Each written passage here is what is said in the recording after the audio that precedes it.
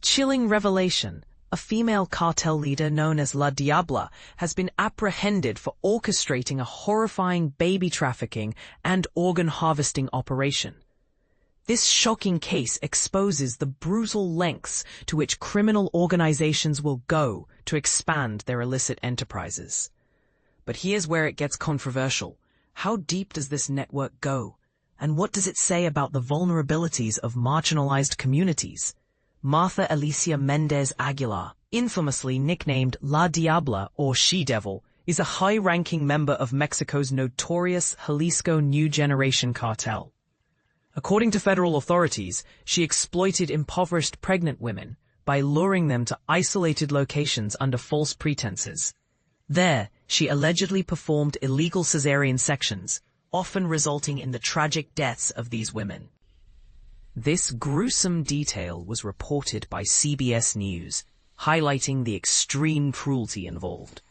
Following these fatal procedures, Mendez Aguilar reportedly harvested the organs of the deceased mothers and sold their newborn babies to couples in the United States. The going rate for these infants was as high as 250,000 Mexican pesos, approximately $14,000 USD.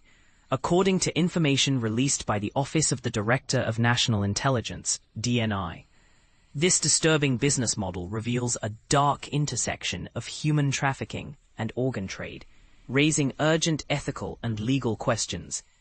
Joe Kent, director of the DNI's National Counterterrorism Center, emphasized the significance of this case, stating, "This is one example of what terrorist cartels will do to diversify their revenue streams and finance operations." His comment underscores how these criminal groups are evolving beyond traditional drug trafficking into more sinister and complex crimes. Kent also credited the collaborative intelligence efforts of multiple U.S. agencies, which were instrumental in enabling Mexican authorities to arrest Mendez Aguilar on September 2nd in Juarez, a city just across the border from El Paso, Texas. The lives of innocent women and children depended on her arrest, Kent added, highlighting the human cost behind these operations. Currently, Mendez Aguilar remains in custody in Mexico, with senior intelligence officials confirming that investigations into the full scope of the trafficking ring are still underway. This ongoing probe aims to uncover the broader network and potentially dismantle other related criminal activities.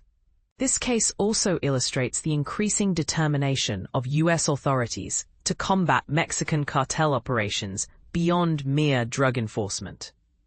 Since President Trump's executive order in January, which designated cartels and transnational gangs as foreign terrorist organizations, FTOs, there has been a strategic shift.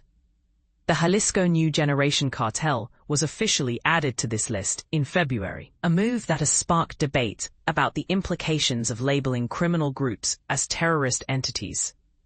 The FTO designation, typically reserved for groups like Al-Qaeda, grants U.S. agencies expanded powers to target these organizations.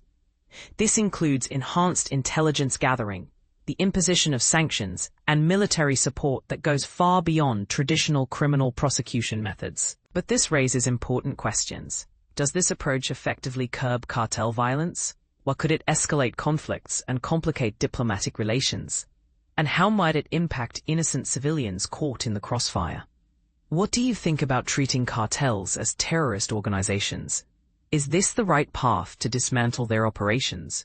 Or does it risk unintended consequences? Share your thoughts and join the conversation below, because this is a debate that affects us all.